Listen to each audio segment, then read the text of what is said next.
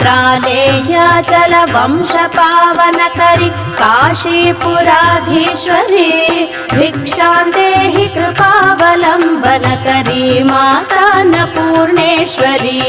नानारत्न विचित्रभूषणकरि हेमाभराडम्बरी मुक्ताहार विडम्बमान विलसद्वक्षोज कुम्भान्तरी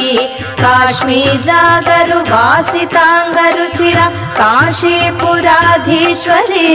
भिक्षां देहि कृपावलम्बनकरी मातान्नपूर्णेश्वरी योगानन्दकरी रिपुक्षयकरी धर्मैकनिष्ठाकरी चन्द्रार्कानलभासमानलहरि त्रैलोक्य रक्षाकरी सर्वैश्वर्यकरी तपः फलकरी काशीपुराधीश्वरी